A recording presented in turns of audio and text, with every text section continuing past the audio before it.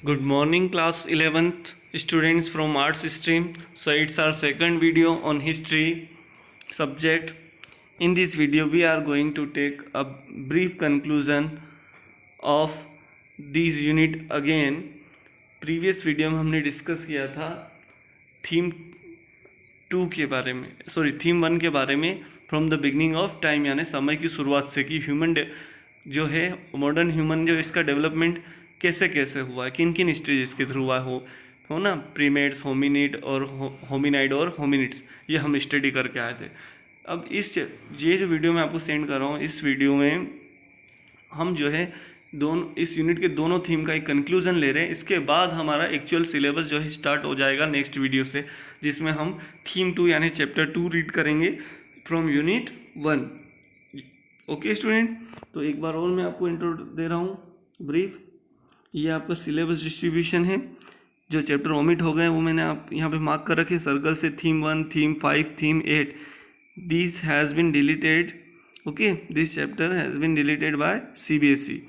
Okay, यहाँ पर जो है आपको मार्क्स डिवीजन भी दिया है। यूनिट 1 8 मार्क्स की, unit 2 20 marks, unit 3 20 marks, unit 4 28 marks.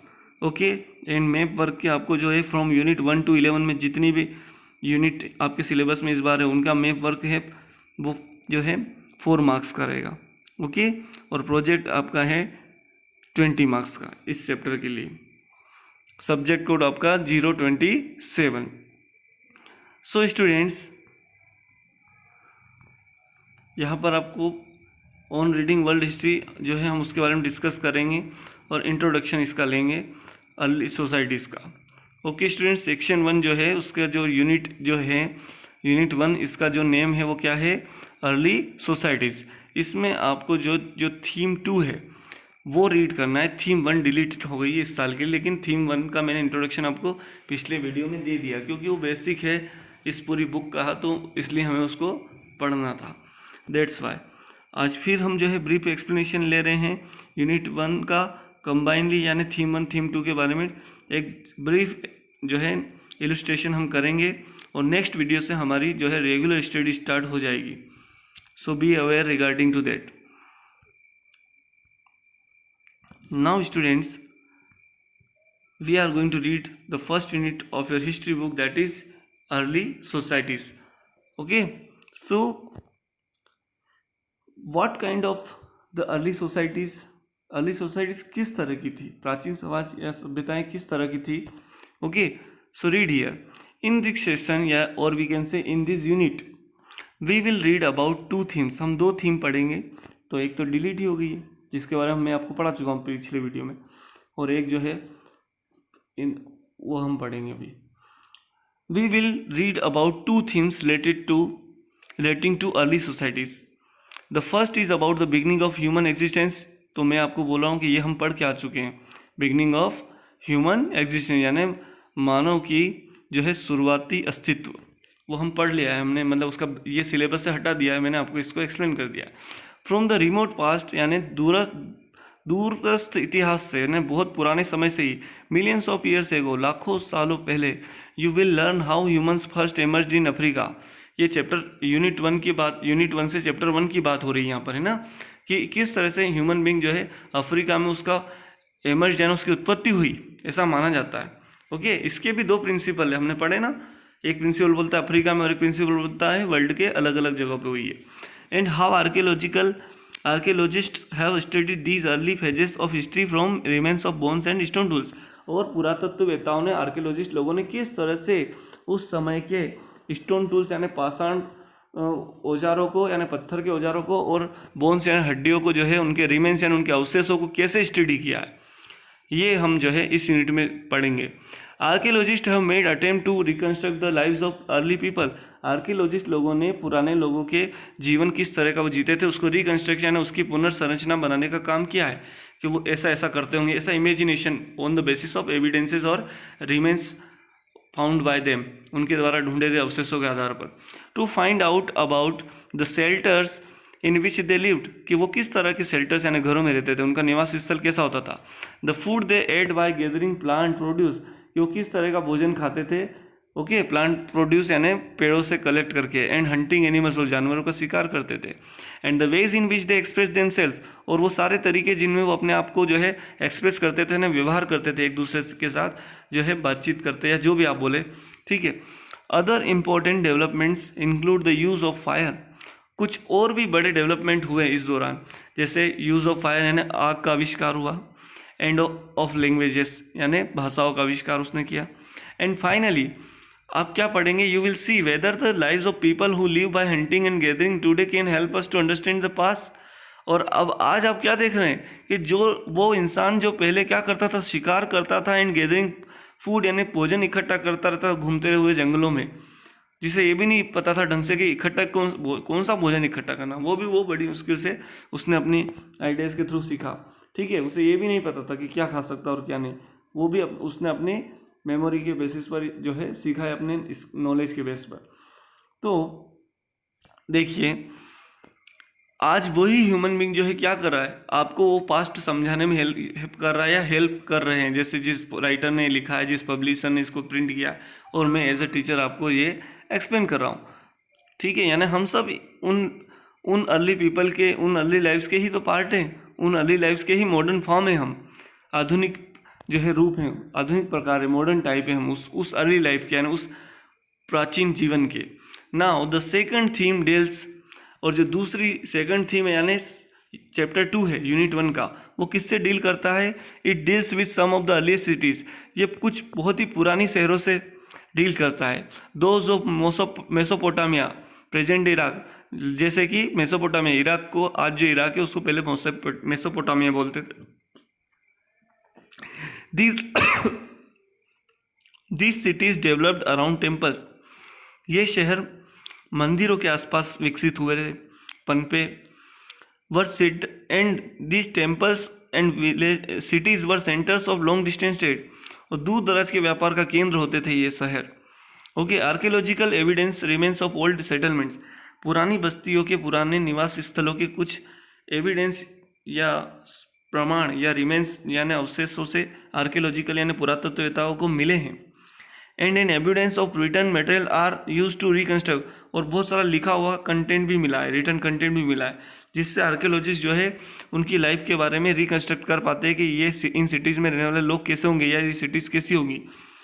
Okay, the lives of the different people who lived there, like crafts people के कारीगर कैसे होंगे, किस तरह की क्राफ्ट को जानते होंगे, स्क्राइब्स यानी लेखक कैसे होते होंगे, विद्वान, लेबरर्स मजदूर कैसे होंगे, प्राइस्ट कैसे होते होंगे, पुजारी, पंडित, किंग्स एंड क्वींस राजा और रानी किस तरह के होते होंगे, क्या उनका तरीका होता होगा रूल करने का, ये सब हमें जो है इन अर्लीस्ट सिटीज़ के जो रिमेन्स मिले हैं आर्कियोलॉजिस्ट को, चाहे वो लिटरेरी यानी लिखे हुए, चाहे वो आर्कियोलॉजिकल हो यानी ज़मीन में गड़े हुए या पुरानी कोई भी चीज़ मिली हो। ओके, सो तो आपने तो पढ़ा ही होगा कि हिस्ट्री को जानने के कौन कौन से सोर्सेज होते हैं, तो 2 काइंड्स ऑफ सोर्सेज होते हैं, लिटरेरी और आर्कियोलॉजिकल। लिटरेरी यानी जो लिखा हुआ है, और आर्कियोलॉजिकल यानी जो ज़मीन के अंदर गड़ा हुआ है या कोई वो कुछ बनाकर छोड़ के गए, ऐसी चीज़ें। So you will notice how pastoral people played an important role in some of this towns, आप ये भी नोटिस करेंगे कि कुछ पेस्टोरल पीपल यानी घुमक्कड़ लोग जो है उनका कितना महत्वपूर्ण योगदान होता था इन कस्बों को डेवलप करने में या इनको चलाने में। अ क्वेश्चन टू थिंक, एक प्रश्न आता है आपके सोचने के लिए, about is whether the many activities that went on in this cities would have been possible if writing had not developed, कि अगर राइटिंग डेवलप्ड ही नहीं हुई होती तो क्या इन शहरों में जो इतनी सारी एक्टिविटीज़ होती थी क्या वो पॉसिबल थी। ओके, यू मे वंडर, आपको आश्चर्य होगा, as to how people who for millions of years had lived in forest, कि वो व्यक्ति जो लाखों सालों तक जो है जंगलों में रहा, इन केव्स गुफाओं में रहा और टेम्पररी शेल्टर्स यानी अस्थायी निवास स्थलों पर रहा, began to eventually live in villages and cities, उसने अचानक से जो है क्या धीरे धीरे क्या करना शुरू कर दिया, गांव और शहरों में रहना शुरू कर दिया। कैसे उसने, कैसे उसमें डेवलपमेंट हुआ होगा, यानी एक जानवर की, पहले ह्यूमन बीइंग एनिमल ही था, है ना। चार्ल्स डार्विन ने अपनी जो बुक है उसमें जानवर ही माना है ह्यूमन बीइंग को। Well the story is a long one, कहानी बहुत लंबी है, and is related to several developments, और कई सारे विकासों से ये जुड़ी हुई है, तरक्कियों से। Okay, that took place at least 5000 years before, जो आज से लगभग 5000 साल पहले तक हो चुके थे। The establishment of the first cities, यानी आज के जो मॉडर्न पहले सिटीज़ हैं इनकी स्थापना तक। ओके, तो जो फर्स्ट सिटीज़ यानी 5000 साल पहले तक जो शहर बसे, मैंने जो सबसे पुरानी सिटीज़ हमें अर्थ पर जिनके प्रूफ मिले हैं वो आज से लगभग 5000 साल पहले एग्जिस्टेंस में थे, यानी अपने अस्तित्व में थे। ओके, वो धीरे धीरे ख़त्म हो गए। One of the most far reaching changes was the gradual shift from nomadic life to settled agriculture. एक और बड़ा चेंज हुआ, एक और बड़ा बदलाव। वो क्या था कि इंसान ने जो है, ह्यूमन बींग ने धीरे धीरे जो है नोमेडिक लाइफ यानी घुमक्कड़ जीवन से उसने सेटल्ड एग्रीकल्चर यानी एक स्थायी कृषि करना सीख लिया था एक जगह पर रहकर। विच बिगेन अराउंड 10,000 ईयर्स एगो, जो कि आज से 10,000 साल पहले ही शुरू हो गई थी, आज से। Okay, as you will see in theme 1, जैसा कि आप चैप्टर 1 में पढ़ेंगे, थीम 1 में, prior to the adoption of agriculture, कि जो है उसने एग्रीकल्चर को जो है कैसे एडोप्ट करना सीखा या कैसे सीखा। और ये करने से पहले, एग्रीकल्चर सीखने से पहले आप यूनिट 1 में पढ़ेंगे कि एग्रीकल्चर सीखने से पहले उसने लोगों ने क्या किया था, प्लांट प्रोड्यूस को इकट्ठा करना उसने सीखा था, पौधों से मिलने वाली चीज़ों को, उनकी जड़ पत्तियाँ जो भी वो उसके खाने के काम आ सकती है, as a source of food यानी भोजन के स्रोत के रूप में। स्लोली यानी धीरे धीरे, दे लर्नड मोर, उन्होंने और भी कुछ ज़्यादा चीज़ें सीख ली about different kinds of plants, अलग अलग तरह की पौधों को लेकर, वेयर ग्रो लाइक, जैसे वो कहाँ उगते हैं, the seasons when they bore fruit, कब किस सीजन में उनमें फल लगते हैं, एंड सो ऑन, और भी बहुत सारा। फ्रॉम दीज, और इन सारी चीज़ों से उन्होंने क्या किया, दे लर्नड टू, यानी उन्होंने सीखा, they learned to grow plants, यानी उन्होंने प्लांट्स उगाना सीख लिया। इन वेस्ट एशिया, पश्चिम एशिया में क्या होता है, wheat and barley. Okay, west Asia मतलब Arabian countries like UAE, Dubai वगैरह, कुवैत, ओके, ओमान, और ये सब वही है। इन अरेबियन कंट्रीज़ में, इराक, ईरान, ये सब अरेबियन कंट्रीज़ है। तो यहाँ पर जो है वेस्ट एशिया में वीट एंड बार्ले यानी गेहूँ और जौ या जई जिसको बोलते हैं, peas, butter and various kinds of pulses यानी कई तरह की दालें जो है उसने वो उगाने लगा। In east and south east Asia यानी पूर्वी और दक्षिणी पूर्वी एशिया में, the crops that grew easily were millet and rice, वो फसलें जो बड़ी आसानी से उगाई जाने लगी वो थी मिलेट एंड राइस यानी बाजरा और चावल। Millet was grown in Africa, bajra Africa में भी उगाया जाता था। अराउंड द सेम टाइम, ठीक उसी समय जब इंडिया में हो रहा था, मतलब एशिया में जब ये हो रहा था, people learn how to domesticate animals, लोगों ने ये भी सीख लिया था कि जानवरों को कैसे पाला जा सकता है। सच एज सीप, जैसे कि भेड़, गोट, केटल यानी गाय बैल, पिग, सुअर एंड डंकी, गधे। Plant fibres such as cotton and flax, और कुछ पौधों से तो फाइबर यानी धागा भी बनाना उन्होंने सीख लिया, जैसे कॉटन और and flax. Okay, and animals fibers such as wool, और जानवर से मिलने वाला धागा जैसे कि ऊन बनाना सीख लिया। Were now woven into cloth, इससे वो कपड़े बनाना सीख गए थे, है ना, बुनाई, कपड़ों की बुनाई, ऊन की बुनाई करना सीख गए थे। सम वाट लेटर, और इसके कुछ समय बाद, अबाउट 5000 ईयर्स एगो की बात है, 5000 साल पहले लगभग, डोमेस्टिकेटेड एनिमल्स यानी पाले गए जो जानवर होते थे, पालतू पशु, such as cattle and donkeys were harnessed to plough and carts, इनका यूज़ जो है जुताई में, खेतों की जुताई में, प्लगिंग में, और कार्ट्स यानी गाड़ियों को खींचने में, पुल करने में यूज़ किया जाने लगा। This developments led to other changes as well, इन सारे डेवलपमेंट से कुछ और बदलाव भी आए, जैसे व्हेन पीपल ग्रू क्रॉप्स, जब लोग फसलें उगाने लगे, they had to stay in the same place, तो वो एक ही जगह पर रहने लग गए, टिल द क्रॉप्स राइपेंड, जब तक फसल नहीं पक जाती थी। So settled life became more common, तो इस तरीके से एग्रीकल्चर ने भी जो है, फार्मिंग ने क्या किया, लोगों को सेटल्ड लाइफ की तरफ जो है प्रमोट किया या पुश किया। ओके, एंड विद दैट, और इसके साथ ही, people built more permanent structure in which to live, लोग जो है और स्थायी जो है संरचनाएं या घर जो है बनाने लगे जिनमें वो रहने लगे थे। ठीक है, परमानेंट स्ट्रक्चर समझते हैं, जैसे आज हमारा घर है, परमानेंट ईंट सीमेंट, इनसे बना, कहीं हिल नहीं सकता, कोई इसको धक्का नहीं मार सकता, यानी हम बनाते जनरली इसीलिए बनाते कि कई सालों तक हम यहीं रहेंगे। आजकल सब परमानेंट स्ट्रक्चर ही होते हैं, पहले लोग परमानेंट स्ट्रक्चर नहीं बनाते थे। ठीक है, और इन लोगों को तो पता ही नहीं था कि कैसे क्या होगा, धीरे धीरे उन्होंने सीखा, तो उस समय ये परमानेंट स्ट्रक्चर थोड़ा और अच्छे परमानेंट स्ट्रक्चर बनाना सीख गए थे। This was also the time when सब, और फिर सीखे तो क्या सीखे, ऐसे सीखे कि बहुत बड़े बड़े किले बना गए, ठीक है, जो हम आज नहीं बनाए, हम किले नहीं बनाए, लेकिन हम मल्टी स्टोरेज बिल्डिंग बनाते हैं, टावर बनाते हैं। यानी डेवलपमेंट हर एरा में, हर एज में, हर पीरियड में होता है, ठीक है। तो इन लोगों ने भी जो है अपने सेटलमेंट थोड़े और ज़्यादा परमानेंट बनाना शुरू कर दिए थे। This was also the time, ये वो समय भी था, वेन यानी जब some communities learn how to make earthen pots, कुछ समुदाय ये सीख रहे थे कि किस तरह से जो है बर्तन बनाने, मतलब मिट्टी के मटके बनाने।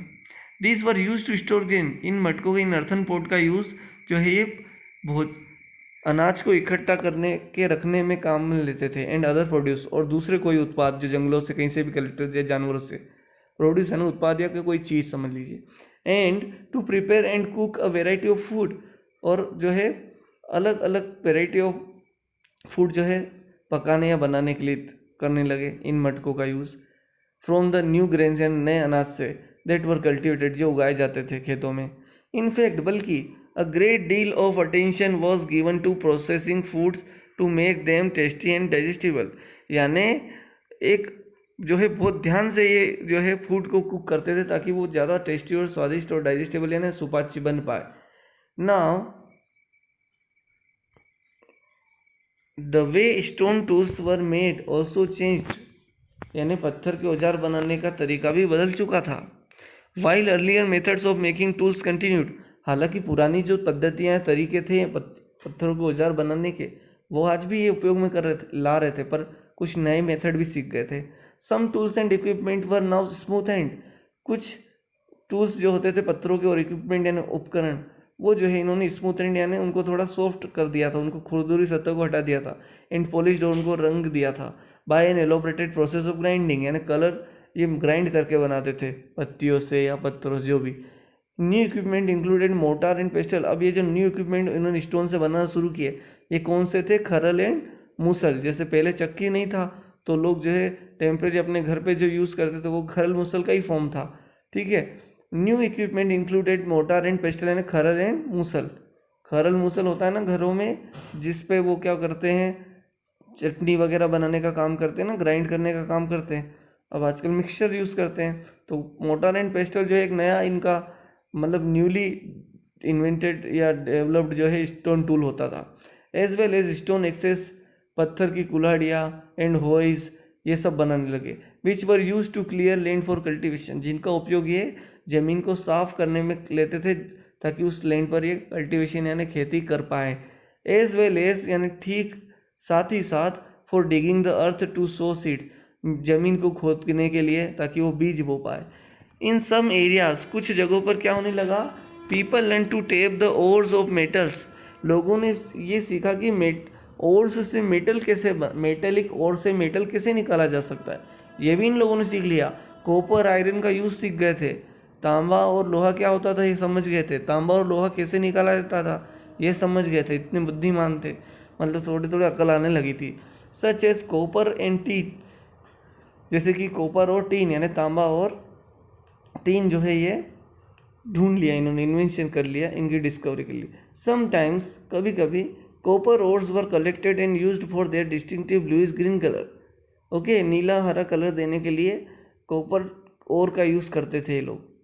This prepared the way for the more extensive use of metal for jewellery, और ऐसा करके वो जो है ज्वेलरी बनाना भी सीख गए। एंड फॉर टूल्स सब्सिक्वेंट, बाद में औजार भी कॉपर इनका इन्वेंशन के थ्रू।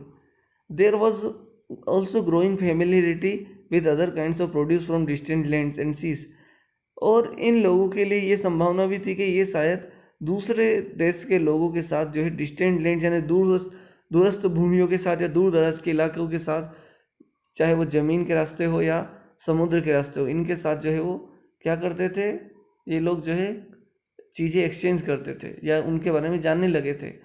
दिस इंक्लूडेड वुड, अब ये कौन कौन सी चीज़ें जो है एक्सचेंज करते थे, लकड़ी, स्टोन्स है ना, पत्थर के औजार, पत्थर, including precious and semi precious stone, यानी मतलब कीमती और अर्ध कीमती जो पत्थर होते हैं ना, आभूषण रत्न जिनको बोलते हैं, है ना, कीमती रत्न, मेटल्स एंड शेल, ये सब, एंड हार्ड एंड वोल्केनिक लावा, इन सब का जो है खरीदना बेचना करने लगे थे।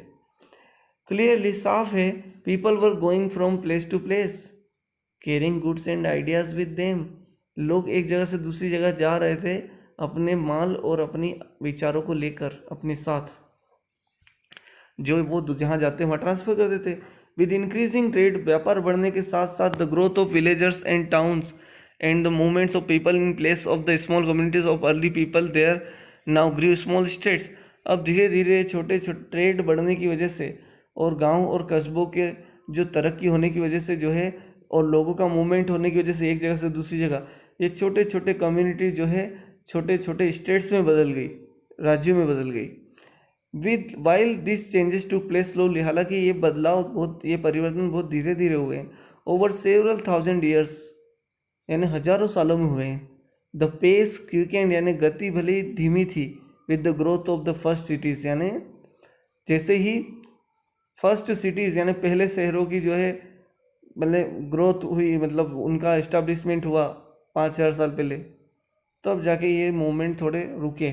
Also the changes had far reaching consequences, और ये इन बदलावों के जो प्रभाव रहे वो कई सालों तक रहे।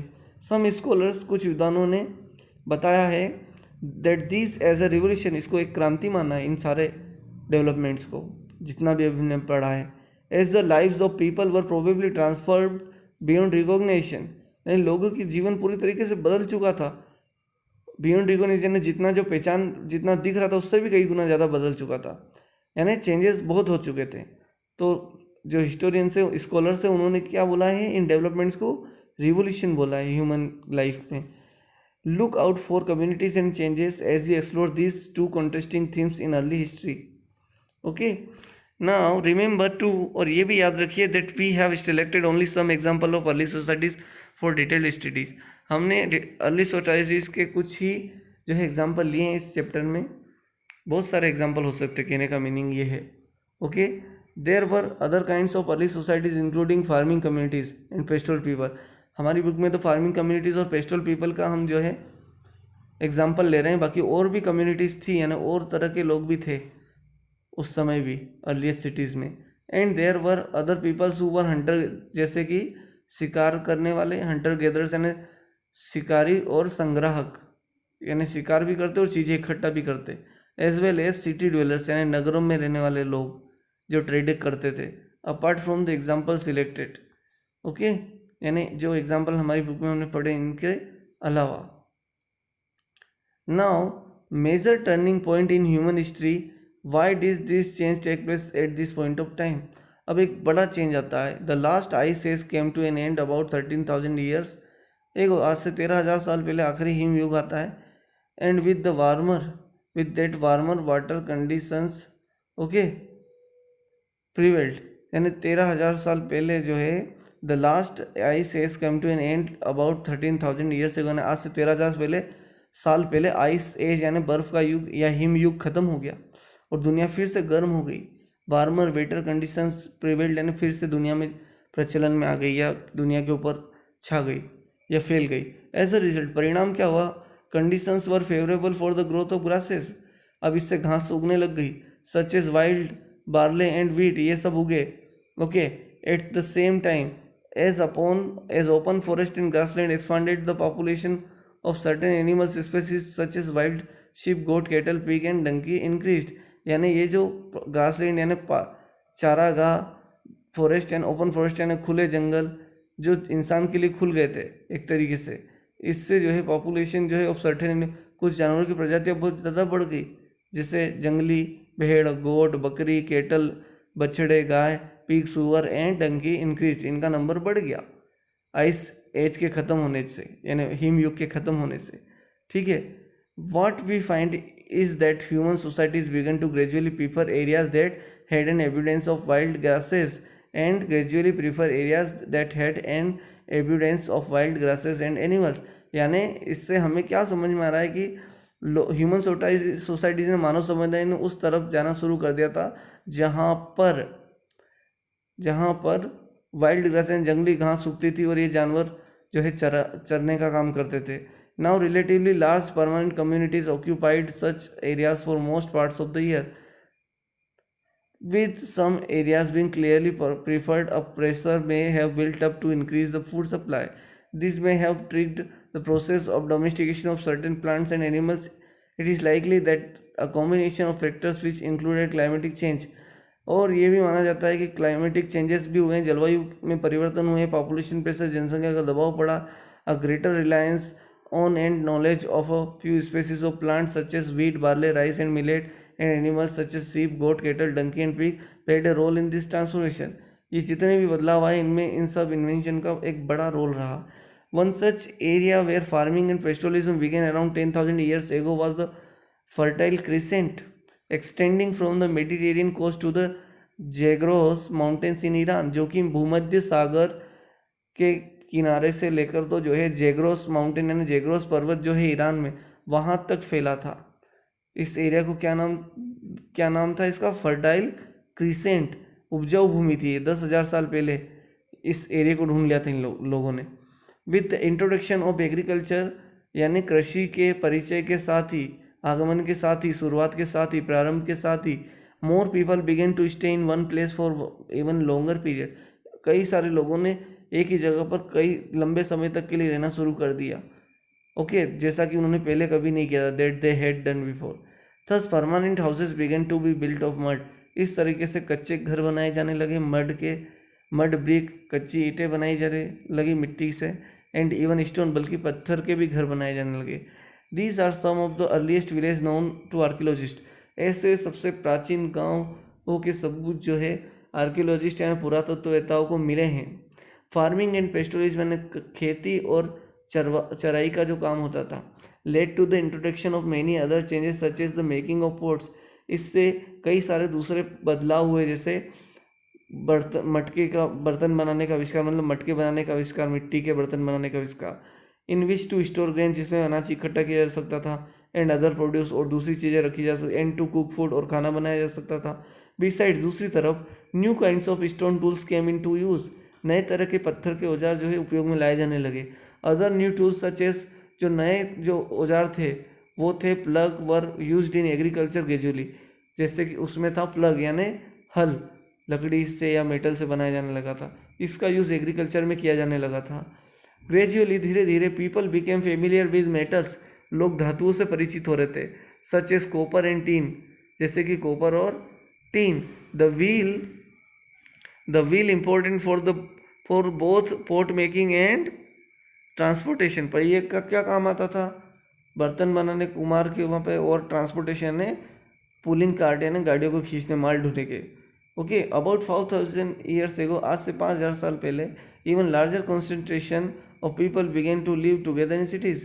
कई सारे लोग शहरों में रहना शुरू कर दिया. वाई डिड दिस हैपन, ऐसा क्यों हुआ होगा? And what are the differences between cities and the other settlement. और शहरों में रहने वाले लोग और जो दूसरे सेटलमेंट्स में रहने वाले गाँव और कस्बों में और जंगलों में रहने वाले लोगों की लाइफ में क्या डिफरेंसेस होंगे? लुक आउट फॉर आंसर्स को आप ढूंढिए to these and other questions in theme 2 यानी चैप्टर 2 से इनके आंसर्स आपको मिलेंगे. ओके स्टूडेंट्स, यहाँ पर आपको टाइम लाइन दिया है. क्या होती है टाइम लाइन? आप पढ़ लेना, हिस्ट्री में जो क्रोनोलॉजिकल ऑर्डर होता है उसको टाइम लाइन बोलते हैं. ठीक है स्टूडेंट्स, यहाँ पर इम्पोर्टेंट पढ़ लीजिए आप कि स्टार का मतलब होता है, जहाँ पर भी आप स्टार दिखे तो उसके साइड में उसका इलस्ट्रेशन दिया है. फिर जहाँ जहाँ भी आपको डैश दिखे तो डैश का मतलब ये है टाइम लाइन में, है ना, कि इसका मतलब कि जो है किसी भी डेट के साथ आपको डैश दिखे या ब्लैंक इस पे दिखे, इसका मतलब कि अभी भी इसकी जो है ये कब हुआ था ये पता नहीं है, ऐसा माना जाता है. ठीक है, अब क्लास 12th में आप क्या पढ़ेंगे हिस्ट्री में, तो वो भी इन्होंने बताया. साउथ एशियन हिस्ट्री के बारे में पढ़ेंगे, दक्षिण एशियाई इतिहास के बारे में in general, and Indian history in particular next year, और भारतीय इतिहास के बारे में क्लास 12th की हिस्ट्री में पढ़ेंगे. The date selected for South Asia are only indicative. और बोल रहे कि साउथ एशिया के लिए जो तारीखें बताई है वो परिचयात्मक है, उनकी बहुत ज़्यादा श्योरिटी नहीं है, ऐसा ये बता रहे हैं. सब कॉन्टिनेंट में जो डेवलपमेंट हुए उस बेसिस पर. सब कॉन्टिनेंट का मीनिंग हो गया इंडिया, पाकिस्तान, नेपाल, भूटान और Bangladesh. Now students,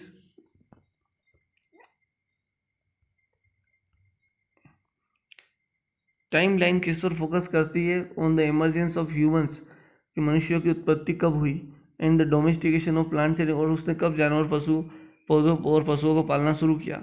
in highlight some major technological development such as the use of fire, और कुछ मेजर डेवलपमेंट कब हुए, जैसे आग का आविष्कार, धातुओं का उपयोग, प्लग जो हल की जो है उपयोग खेतों में, एंड द व्हील और पहिए का उपयोग। Other process that are shown include the emergence of cities, के शहर कब अस्तित्व में आए, and the use of writing, लेखन कला का विकास कब हुआ। ये सब हमें टाइमलाइन से पता पड़ता है। You will also find mention of some of the earliest empires, a theme that will be developed in timeline second, यानी कुछ एम्पायर जो है कैसे अपने अस्तित्व में आए, ये आप टाइमलाइन 2 बेसिक देखेंगे। ठीक है, ये दोनों मैंने दिए, आप इनको रीड कर लेना। एम वाई का मतलब होता है मिलियन ईयर एगो। ओके, 36 से 24 मिलियन ईयर एगो, यानी एम वाई मतलब मिलियन ईयर एगो। ये आप रीड कर लेना अच्छे से पॉज करके।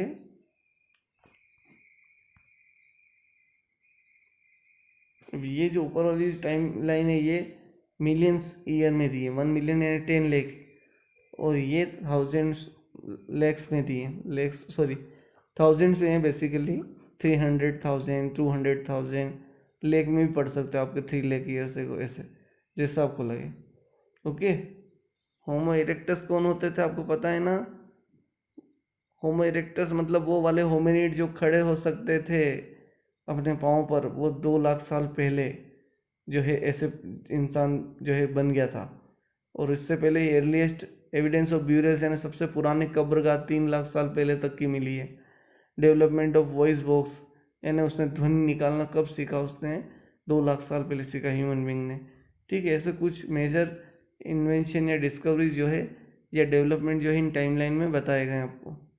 ओके स्टूडेंट, ये अफ्रीका और यूरोप में उस समय कब कहाँ क्या हो रहा था, ये डेट दी है। फिर इधर इंसिडेंट दिए, जैसे यहाँ ये हो रहा था, यहाँ ये हो रहा था। जब यहाँ ये हो रहा था तो यहाँ पर कुछ नहीं हो रहा था, जब यहाँ ये हो रहा था तो फिर यहाँ पर ये नहीं हो रहा था। ऐसे कंपैरिजन दिया है डेट वाइज, है ना, टाइमलाइन के अकॉर्डिंग आप पढ़ लेना। एशिया और साउथ एशिया में दिया है। ठीक है, अफ्रीका और अमेरिका और ऑस्ट्रेलिया पैसिफिक आइलैंड में दिया है। सो आई होप स्टूडेंट कि आप अब अच्छे से समझ गए होंगे कि ये यूनिट किससे रिलेटेड है।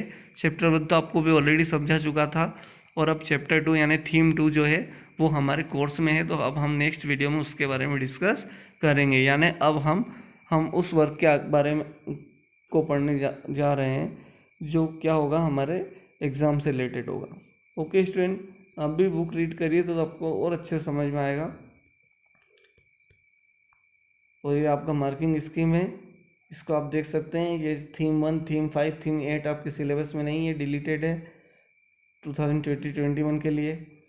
ओके स्टूडेंट, तो हम जो है थीम 2 यानी चैप्टर 2 शुरू से स्टार्ट करेंगे। From the chapter number 2 we are going to start. Okay, from unit 1 there are 4 unit in your syllabus students. Okay, overall 11 chapters were there, but as I told to you chapter number 1 यानी theme 1, theme 5 and theme 8 has been deleted, that's why ना अब जो है कितने रह गए, 8 ही रह गए, यानी 8 चैप्टर्स ही हमारे सिलेबस में हैं अब। तो ये आप अच्छे से देख लेना। कोई डाउट हो, कोई क्वेरी हो तो आप मुझे मेरे मैसेज बॉक्स, मेरे पर्सनल नंबर पे मुझे मैसेज ड्रॉप कर दो। Okay, thank you.